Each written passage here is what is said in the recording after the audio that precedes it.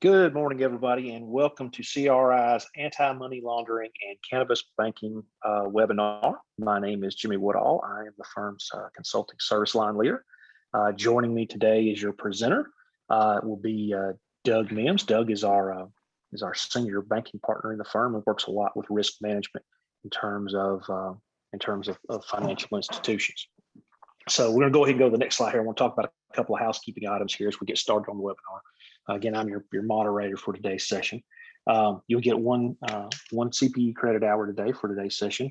You do have to answer these poll questions. We're going to have 6 poll questions that are going to be in here, and you have to answer 80% of those. That's a pesky NASBA rule that we have to adhere to, but you will get those. Your CPE certificates will come as via email. You can see from the email address there, come from our marketing department. We encourage you to ask questions throughout the session today. That Doug's ready to. A lot of questions on this subject. This is an interesting topic, so we want you to ask those questions. But there should be a place on your screen in the Q&A section that you can go in and type those questions in. And if you've got anything technically related, our marketing folks are here doing logistics for us, and they're going to help us with that support and help you there. And if you got anything content related, we're going to make sure we get that to Doug for you to talk. Okay, let's move along. All right, the presenters today, like I said, I've already introduced the guy. Here he is. You can. He's our superstar, Doug Mims, our Atlanta office, and again, our senior banking partner in the firm. Does a lot of stuff with risk management, which I appreciate from the consulting service line. A lot of good stuff there, and so he really knows his stuff. And there's we got the Robin of the go. It's on the next. I think, yeah, there he is. There's. So,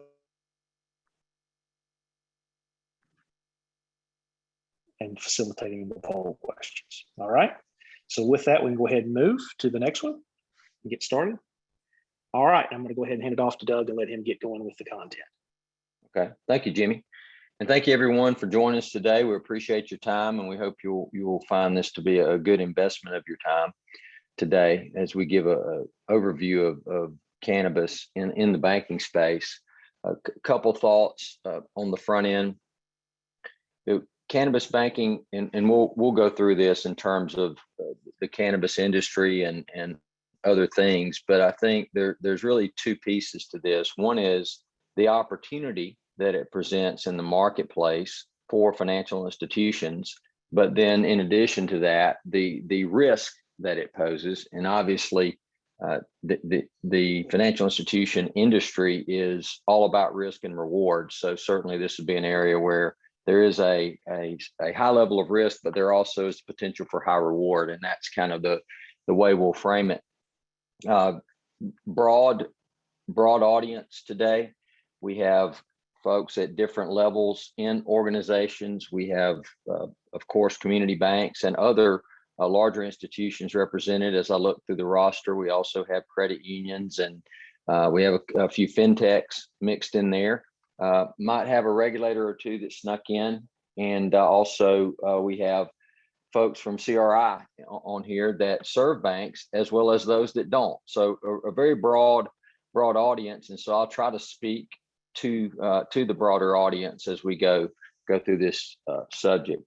So from an agenda perspective, the first thing we want to define is what is cannabis. I think whether your institution is looking to bank cannabis or not, knowing what cannabis is the starting point for either seizing the opportunity or managing the risk, because there's a lot of things that have transpired and over the last few years, particularly with carving a portion of I guess the plant, if you will, out.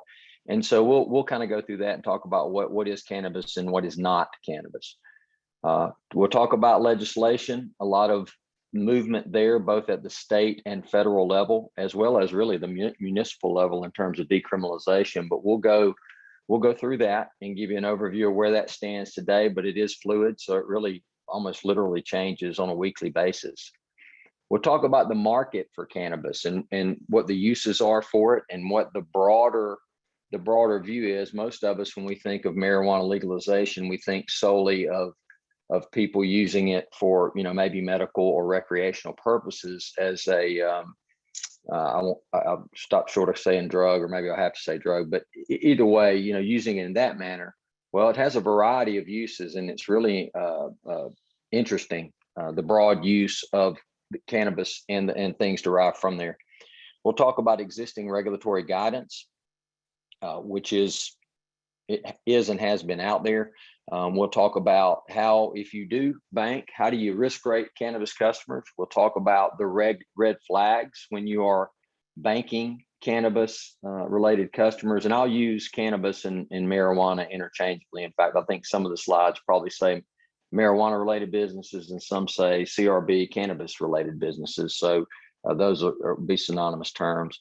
What should my cannabis governance structure look like? We'll talk about, if you choose to bank cannabis, what's your governance structure, how you should do that, how you should conduct initial and ongoing due diligence of CRBs/MRBs, and then talk about what are some best practices. So we'll take a broad stroke and hopefully hit all the different folks that are on here listening in today.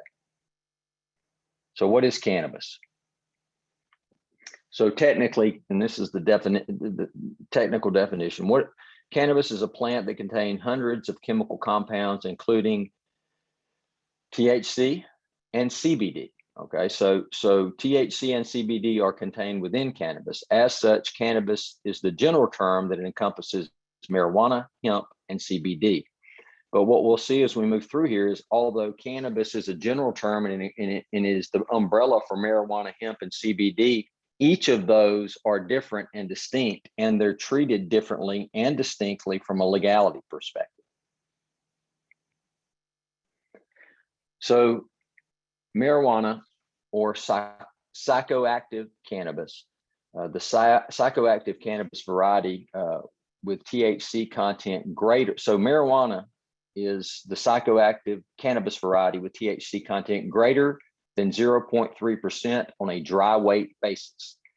So the amount of THC is what drives whether or not something is considered marijuana or not. And that is on a dry weight basis. And the definition by the Drug Enforcement Agency of marijuana is all parts, and I'll preface this by saying this is it's all encompassing. And I think that was intentional, because they wanted to make sure at the time that derivatives of the marijuana plant, if you will, weren't used for any purpose. That everything is illegal about marijuana was the intent of the initial definition. So all parts of the plant cannabis, sativa L, whether growing or not, the seeds thereof, the resin extracted from any part of such plant, and every compound, manufacture, salt, derivative, mixture, or preparation of such plant, its seeds or resin. So everything related to the marijuana plant was initially included in that definition. And again, the THC content is what drives whether or not it's marijuana. So thinking about the three umbrellas, you have cannabis, and there's marijuana, and then one of the buckets is hemp. So hemp is non-psychoactive cannabis, and it contains less than 0.3%, or it contains 0.3% or less of THC. So hemp has less THC, and it has to have less than 0.3 to not be considered marijuana. Hemp has a massive number of industrial uses. It's really crazy everything that hemp can be used for. I say crazy. It's interesting if you ever take a look. But I think that's one of the reasons that hemp was carved out, if you will. And we'll talk about that shortly, is because of the enormous impact it could have in the economy, unrelated to what we would traditionally think about. CBD is also a non-psychoactive compound. CBD is a compound that can be extracted from either marijuana or hemp. And currently, the primary driver of the U.S. hemp industry accounts for approximately, so CBD accounts for approximately 80% of all hemp cultivation.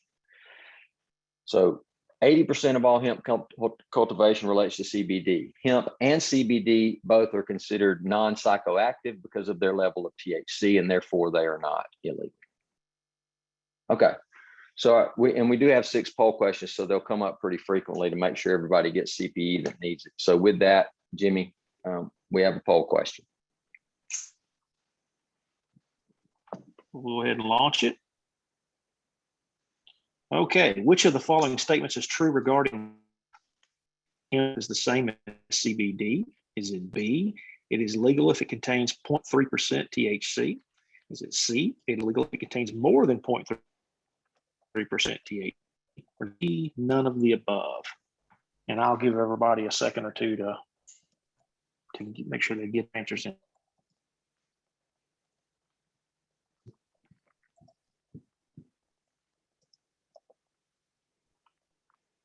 All right. Everybody's coming in pretty fast. It's a good sign, Doug.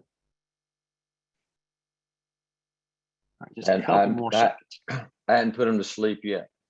I think they're just mesmerized by your knowledge of marijuana. That's practice makes perfect, Jimmy. Go ahead now. And we'll share the results. All right, looks like 76% said B, which looks to be the correct.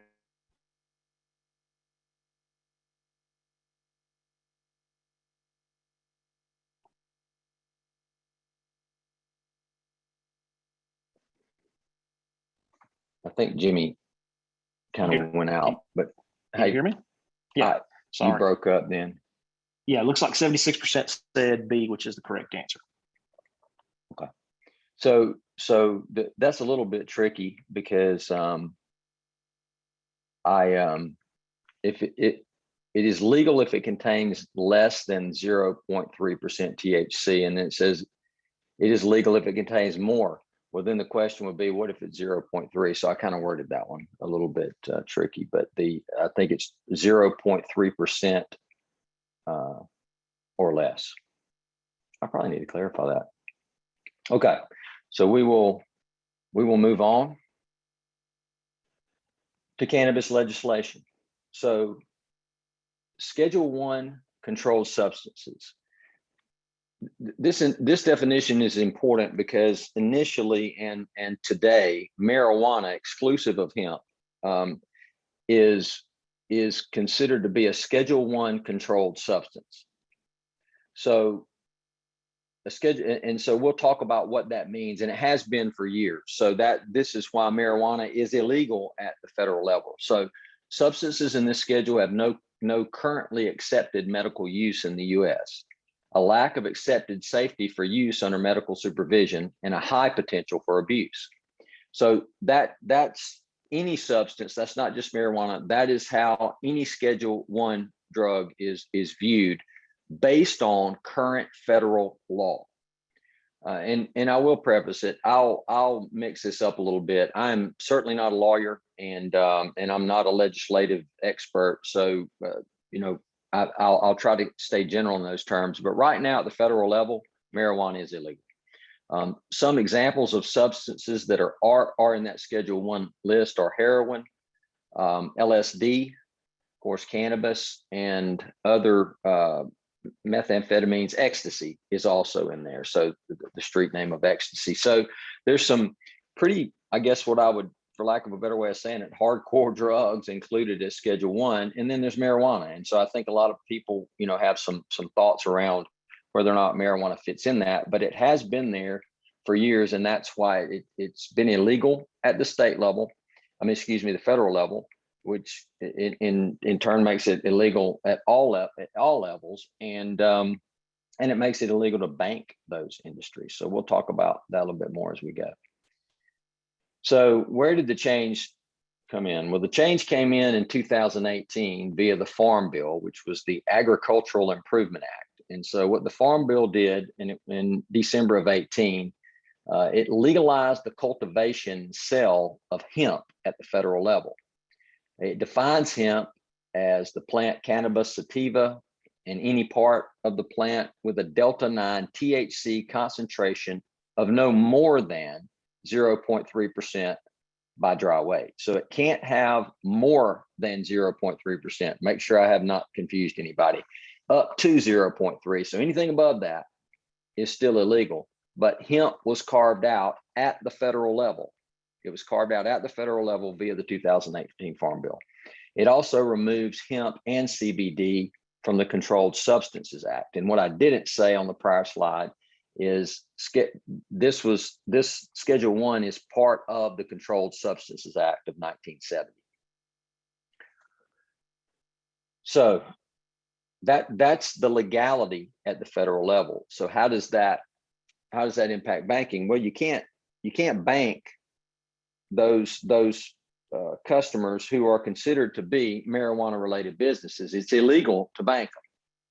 So what has transpired is the SAFE Act has been developed, if you will, and it has passed the House, I think, twice. It's never passed the Senate, and it's not been signed into law. So we'll kind of walk through kind of where that is. So if enacted, the SAFE Act would prohibit federal financial regulatory agencies from undertaking federal actions against financial institutions, including adverse or corrective supervisory actions in connection with providing services to cannabis-related legitimate businesses, which is defined as a person handling cannabis products in compliance with applicable state laws and regs. So if you are in the cannabis business and you're doing it legally at the state level, what the SAFE Act would do is it would allow you to be banked. And we got a hand going up here. I'm sorry. So it would basically say it is no longer illegal to provide banking services to legitimate cannabis businesses. The SAFE Act, again, has not, it passed the House, it has not passed the Senate, and therefore it is not law, but this is what it would purport to do. It did pass the House, and that says 45 to 15 with 150. That would have to be 145, I guess. No, 245 to 15, wouldn't it? It strongly, those numbers are wrong. I think that got messed up in translation. Essentially, it passed the House this summer with bipartisan support, and that it has passed before, but it was almost solely along party lines. This time it had bipartisan support. So people were hopeful that maybe that it might actually make it through the Senate, but we'll talk about what's happening there as well. So I'll go to the next one.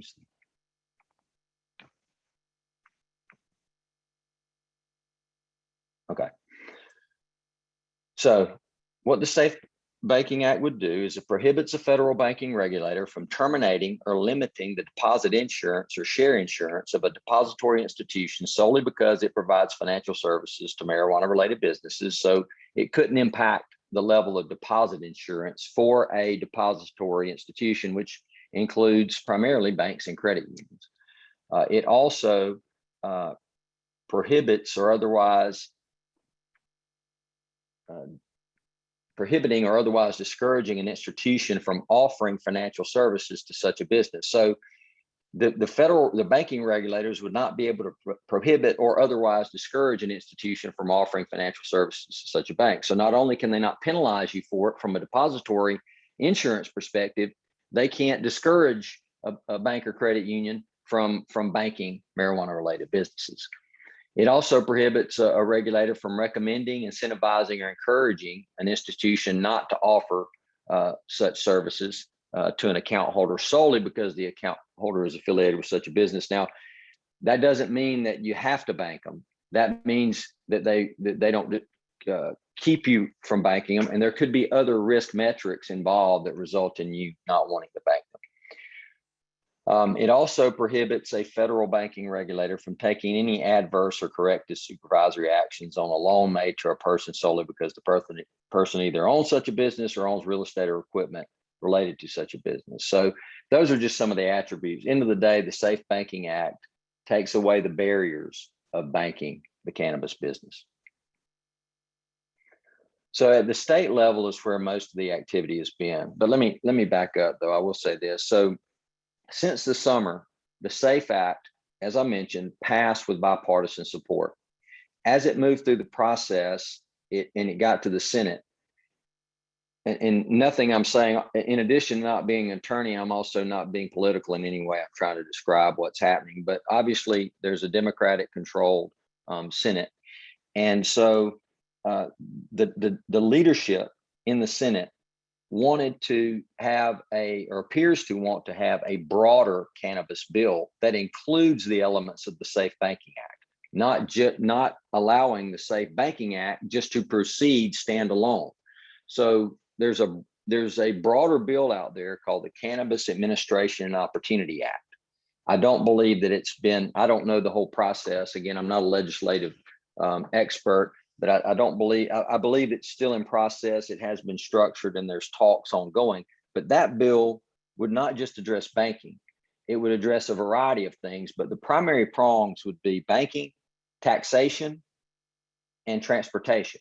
So if you think about the legalization of marijuana, obviously, or you would think that our federal and state governments would want to tax it for revenue purposes, but also transportation. Right now in the cannabis business, there's barriers, and one of them is if you are in a state where it is legal and you cultivate it and need to ship it to another state where it is legal, when it is in transit and you're crossing over state lines, it is illegal for that transportation to take place. And so the transportation entities that serve the cannabis industry have that risk. And so obviously some folks would not want to take that risk. So that's just another barrier, but that's in the works right now. So the Safe Banking Act, while appears to have bipartisan support and a chance on a standalone basis to pass the Senate, now it's rolled up under a broader cannabis bill and has some additional challenges. So from a state, so this is what's been happening at the state level. So 47 states and the District of Columbia have legalized some form of cannabis. 17 states and DC have legalized marijuana for medical use only. 19 states have legalized marijuana for recreational use in addition to medical use. And 12 states have legalized CBD only.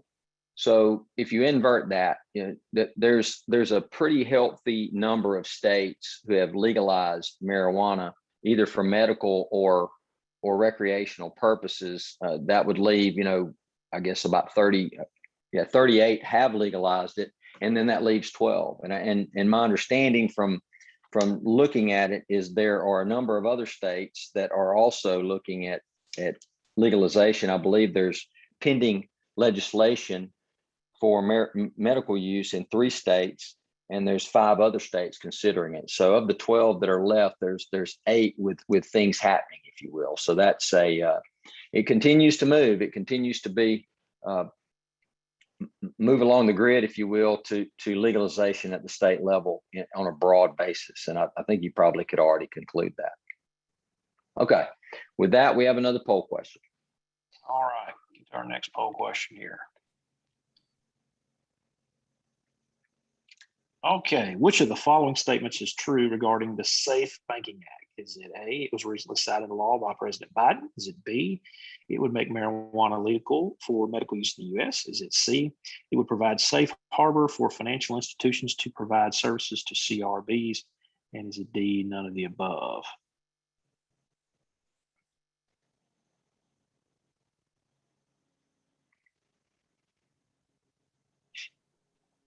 And Doug, we actually had a comment that came in on this related to this. So I'm not going to say that out loud because I'll read the comment because it relates to this question.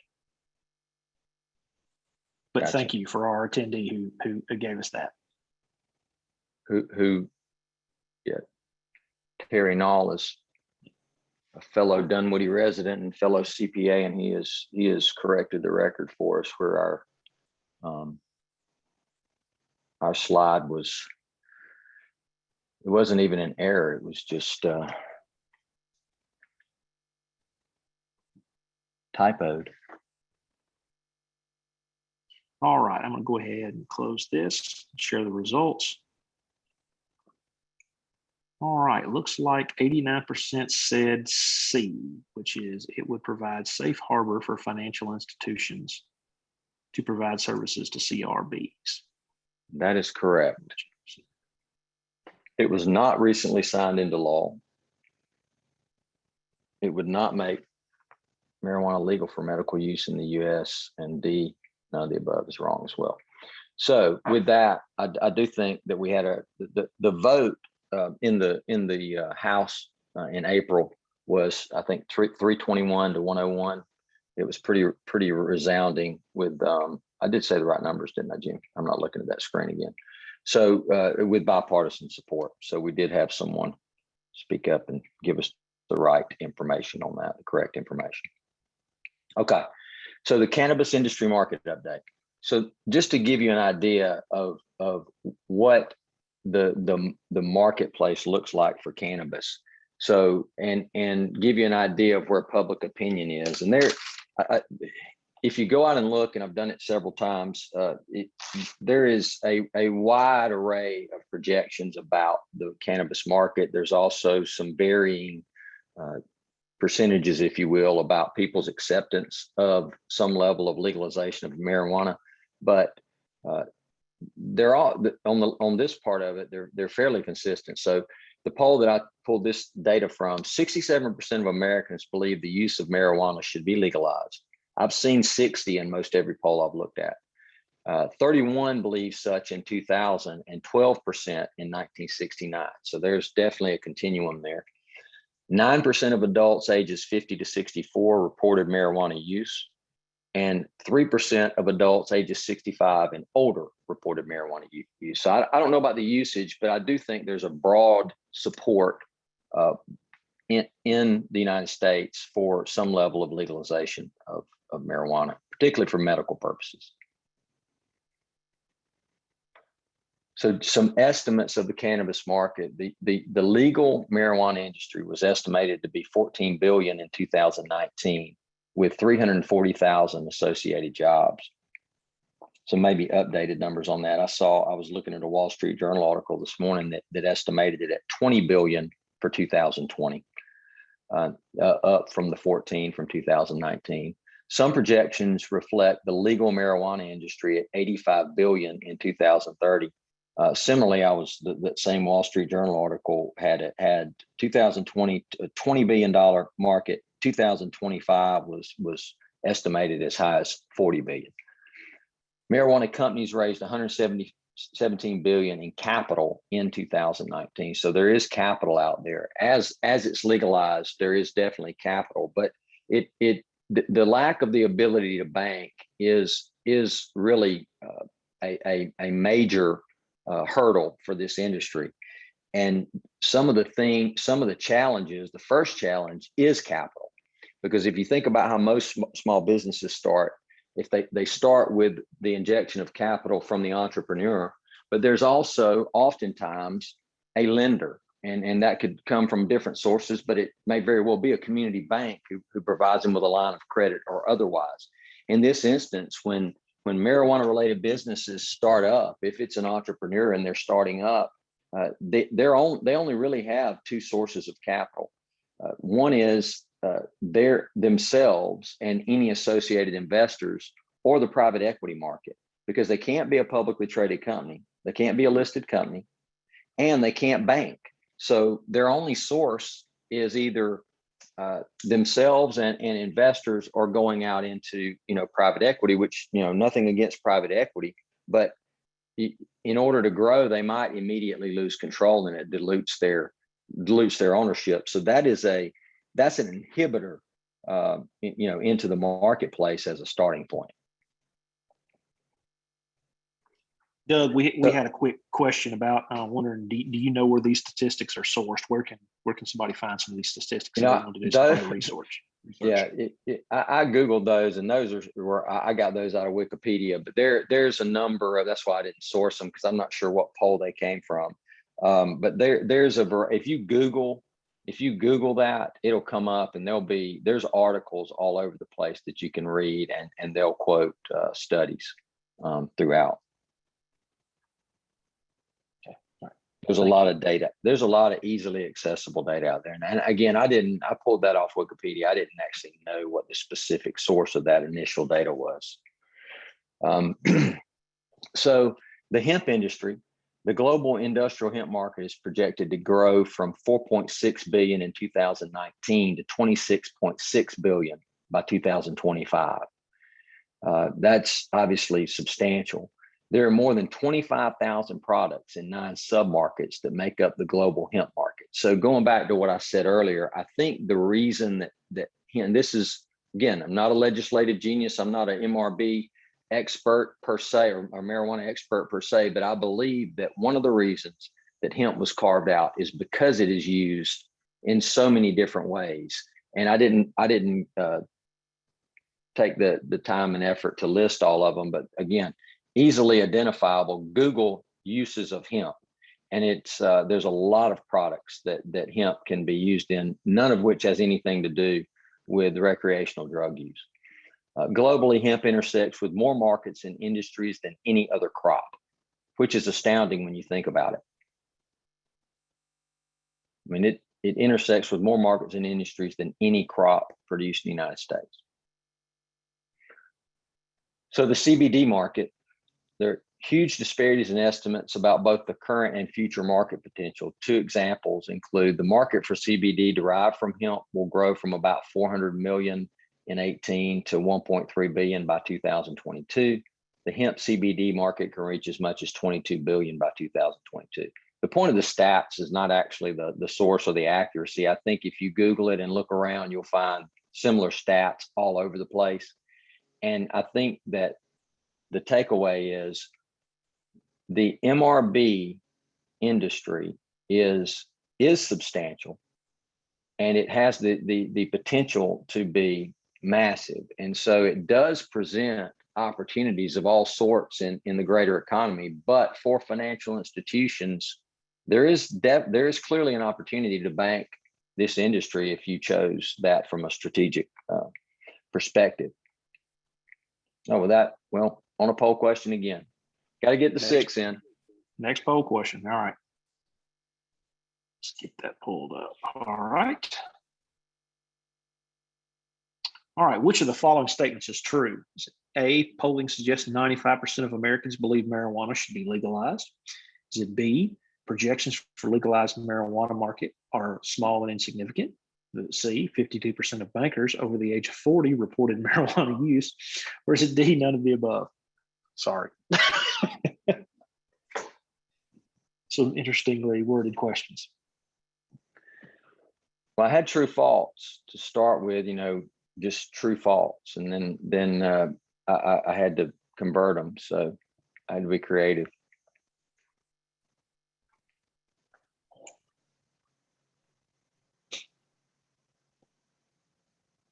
Let's see what we got coming here. We'll give everybody a few more seconds. Blow up a little bit.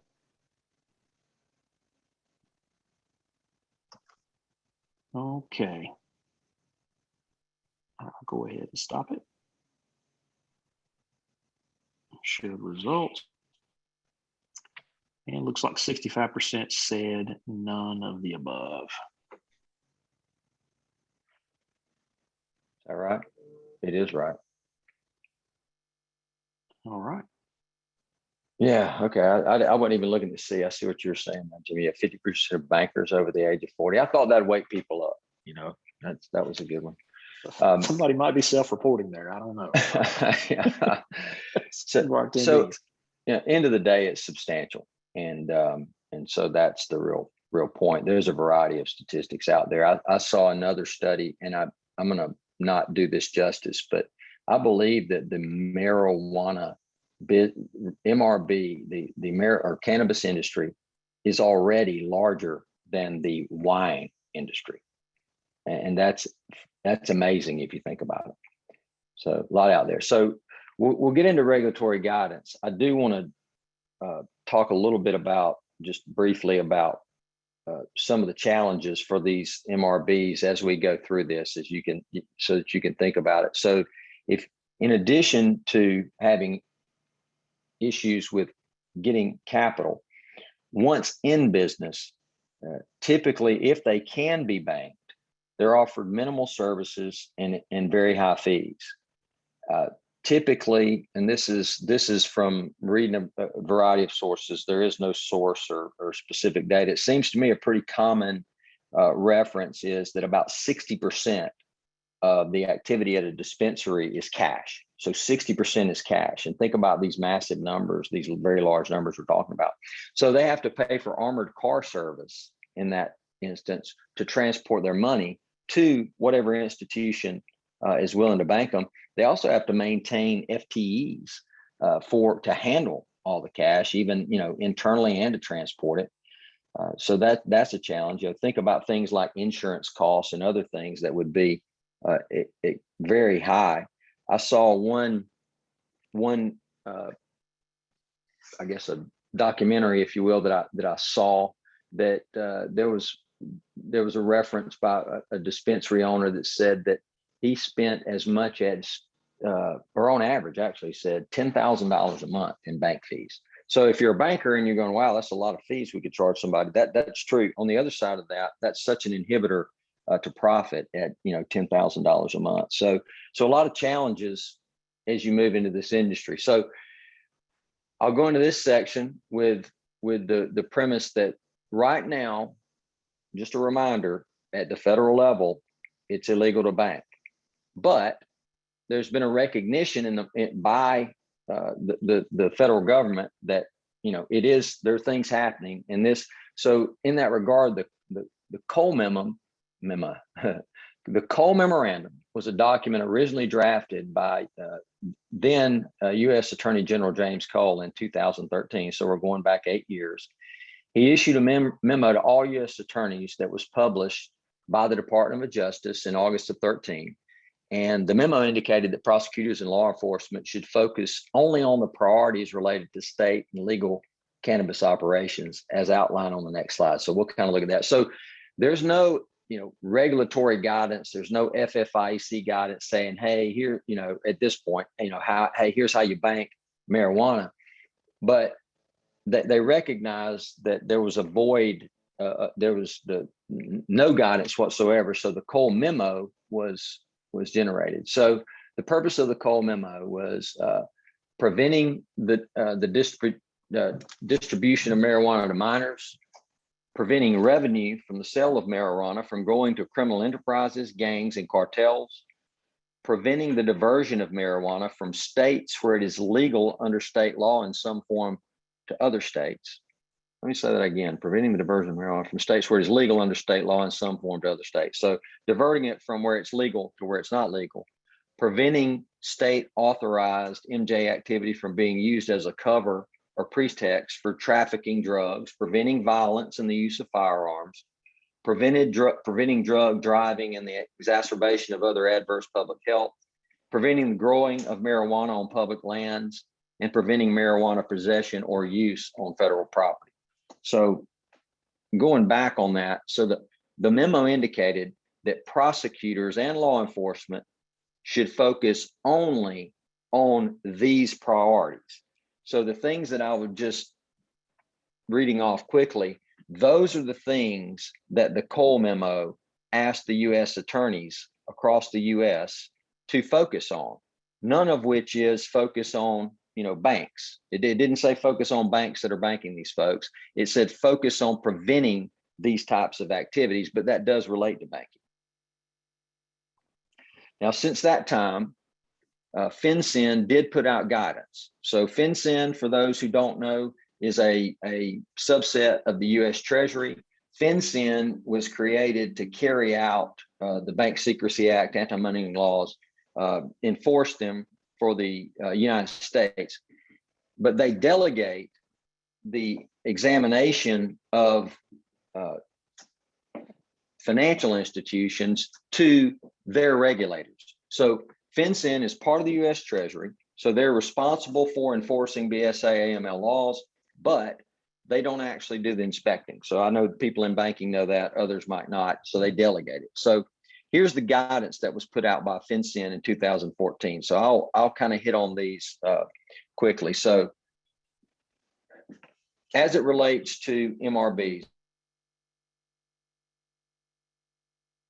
FinCEN says, if you're going to bank someone, an MRB, here's the things we think you should do. So verifying with the appropriate state authorities whether the business is duly licensed and registered to do what they're doing, reviewing the license application and documentation submitted by the business, requesting from the licensing authorities info about the business and related parties, developing an understanding of the normal and expected activity for the business, including the types of products to be sold, types of customers to be served, etc. Ongoing monitoring of publicly available information, ongoing monitoring for suspicious activity, and refreshing information obtained as part of customer due diligence on a periodic basis and commensurate with the risk. So FinCEN put out specific guidance related to MRBs to institutions, and if you about really how you would bank them. And so when you're looking at this, it obviously sounds a heck of a lot like some of the things that institutions normally do as it relates to risk rating, both initial and ongoing customer due diligence. So some of this is very familiar, and some of, as we go through these slides, a lot of it will be super familiar, but some of the licensure issues and other would be unique to marijuana related businesses.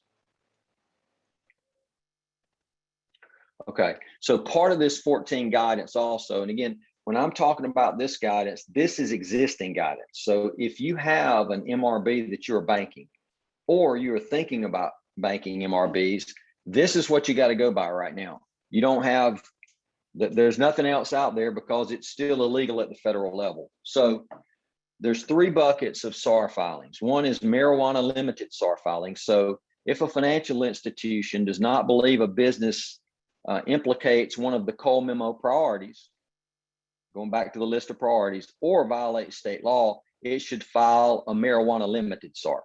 So the SAR would be filed with FinCEN. Marijuana priority SAR filings, any FI that reasonably believes, based on its due diligence, a business implicates one of the Cole Memo priorities, should file a marijuana priority SAR. So if you think it hits on one of the things that the Cole Memo said, here's what you need to be focused on, then you would, if you think it hits on one, you do a priority filing. If not, you would do a limited SAR filing. And then the third bucket is marijuana termination SAR filing. So if an FI deems it necessary to terminate a relationship with an MRB in order to maintain an effective AML program, it should file a SAR and note in the narrative the basis for termination. So FinCEN wants to know, there's an acknowledgement here both by the Department of Justice, so from the Justice Department, and the Treasury by virtue of FinCEN, that there are marijuana related businesses out there and they are being banked. And these are the current guidelines that you would follow absent, passage of the SAFE Act. So with that, we're chopping this thing up really good with 6 poll questions, but we got another poll question. All right. Which statement is true regarding the Cole Memorandum? Is it A, it was issued by FinCEN? Is it B, it represents guidance published by the Department of Justice? Is it C, it was passed by the U.S. Congress and signed into law? Or is it D, none of the above?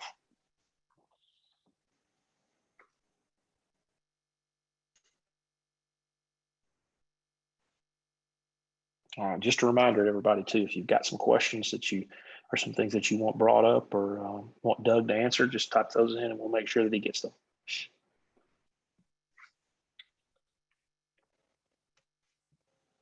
Okay.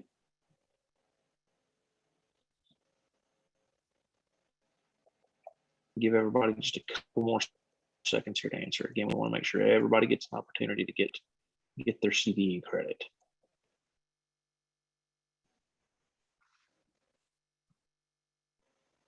All right, looks like our responses are about stopped. So I'll go ahead and end the poll question, close it down. All right, we'll share the results. And it looks like 60% said B, it represents guidance published by Department of Justice. So, and just to reiterate, it was guidance issued by the Attorney General at the time for U.S. attorneys for what he felt they should focus on as it relates to marijuana And so it was guidance. It was not a regulation. It's not part of a law or anything of that nature. It is guidance that is still being engaged today. And so the regulatory expectation is that when you structure your BSA AML program, that you consider the Cole memo and the FinCEN 2014 guidance. So if you decide that you want to bank cannabis, you got to, just as you would do with any other customer, you have to have a process in place to perform initial due diligence as a basis for developing a risk profile for the customer. However, for cannabis related businesses, some of the attributes of that might be different. So we'll walk through those. So and this is an example of some tiering that you could do. This is not in any regulatory guidance that you have to do it this way. I've seen different cannabis related policies, and I've seen different I'm just giving you an example of one that I saw that I thought might make sense. So number one, there's 3 tiers. So a tier 1 MRB, it could be considered the riskiest because they literally touch the marijuana at some point. So tier 1 is somebody who touches it. They generally encompass businesses licensed by state or marijuana related legitimate business as defined in proposed federal marijuana banking bills. So this would be a tier 1, your highest risk, and that doesn't mean your residual risk, but your inherent risk would be, hey, if I'm going to bank MRBs and I have somebody that actually touches, manufactures, distributes, or dispenses it, they're the ones that would be highest risk, and therefore they would be the ones we would need to most closely monitor. Hey, Doug, we got a question if you want to take it here. It says marijuana for medical use has been legalized in Alabama. How should we handle customers such as hospitals, doctors, or pharmacies that may now dispense marijuana for medical purposes?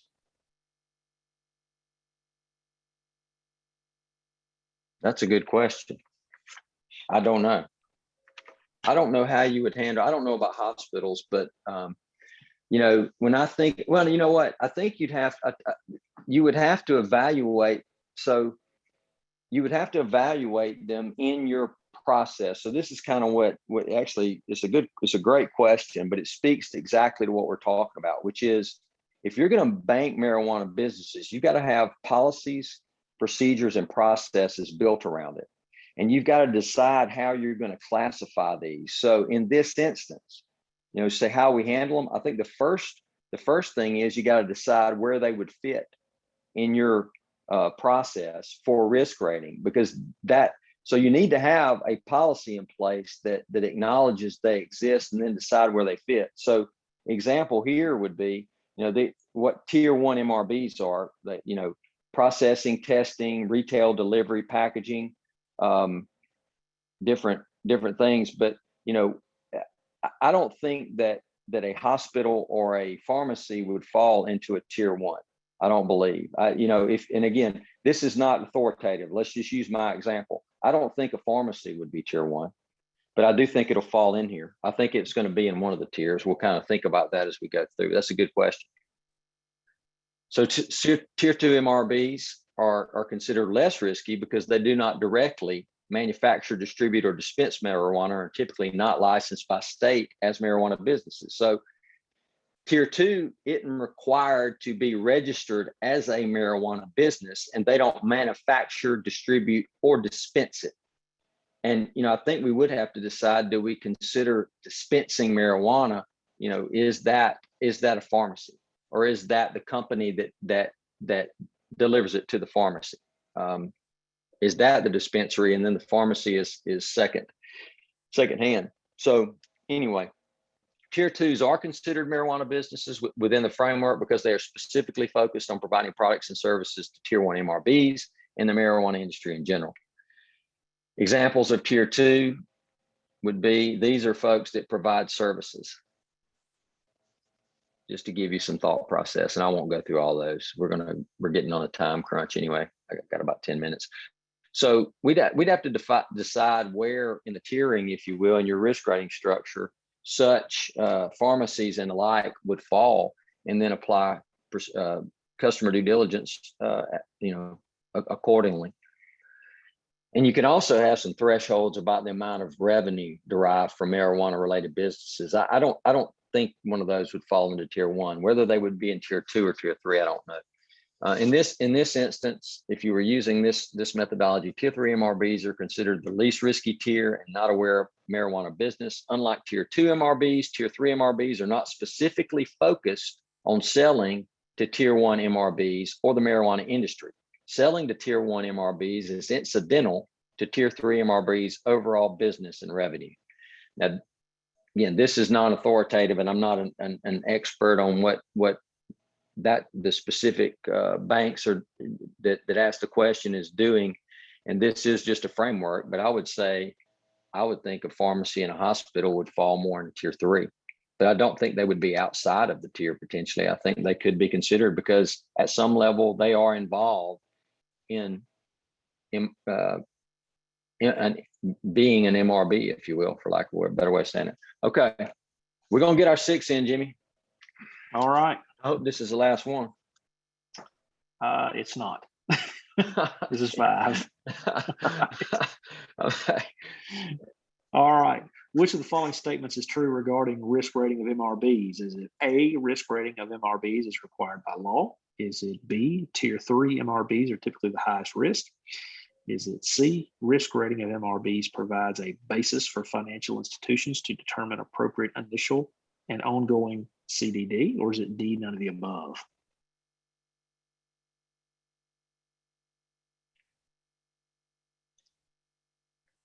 And while everybody's answering this, we've got a comment that came in early.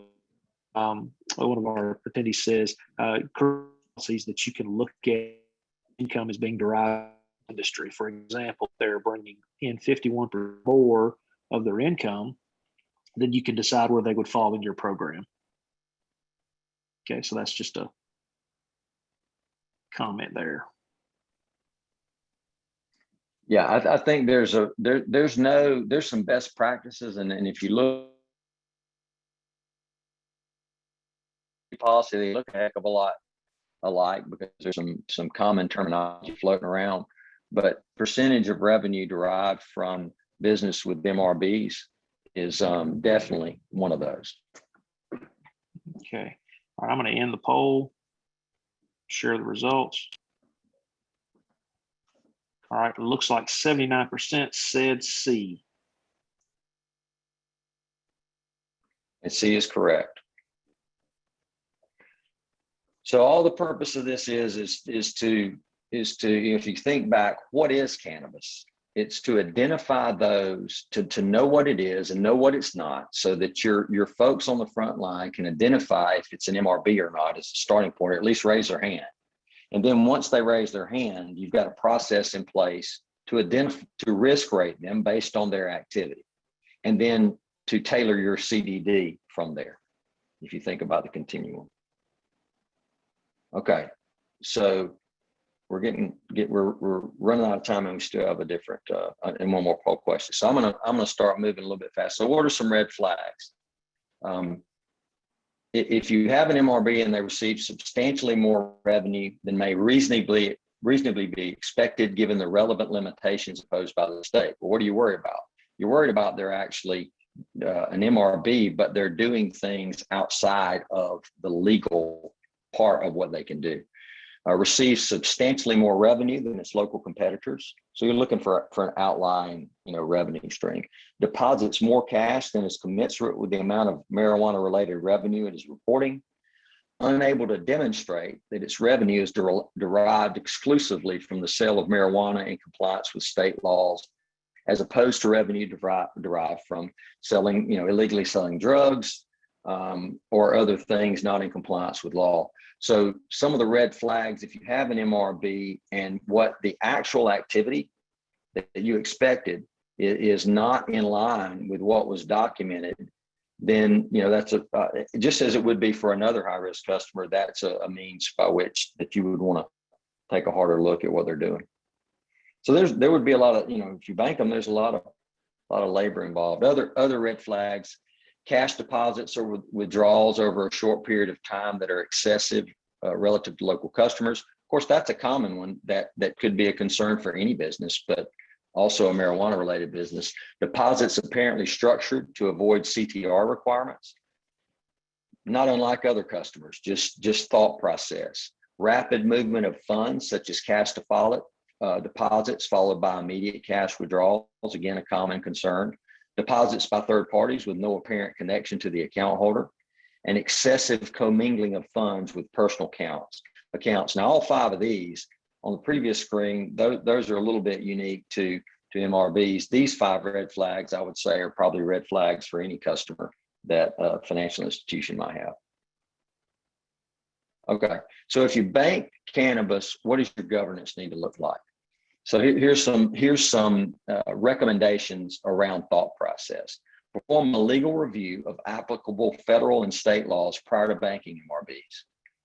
You should have policies and procedures specific to the banking of MRBs. I have one client, is a really good long-term client. They've decided to pursue MRBs, and they have a separate MRB policies and procedures. There are overlaps with their typical BSA program, if you will, but they chose to do it that way for clarity purposes. And actually it makes it easier on us as auditors, but it's not embedded in their existing BSA program. They actually have a policy. It is in their program, but it's not in their policy. It's in a separate document. I think that helps distinguish it, but for all the third-party stakeholders that might look at it. You should adjust your risk assessment to include MRBs. You should adjust account opening procedures to consider MRBs, definitely. You should have processes to identify whether existing loan customers have a relationship with MRBs. You should evaluate the impact a change in legal status may have on collateral position as a creditor. And you should have specific training related to the marijuana industry. So this is not an all-inclusive list, nor it's not considered to be tailored to anybody, and it's not all-inclusive, but it certainly is some thought process around it. Okay, poll question number 6. We're gonna get CPE. Yeah, this is the last one. Okay. All right. Okay, which one of the following statements is false? Is it A, some financial institutions are proactively seeking MRB customers as part of their strategic plan? B, MRBs are not typically cash-intensive businesses. C, financial institutions should have BSA/AML policies specific to MRBs, or D, none of the above.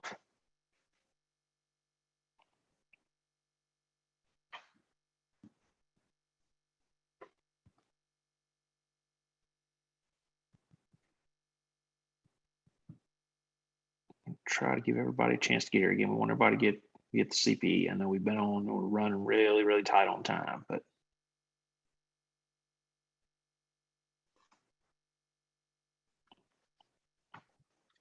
just a couple more seconds.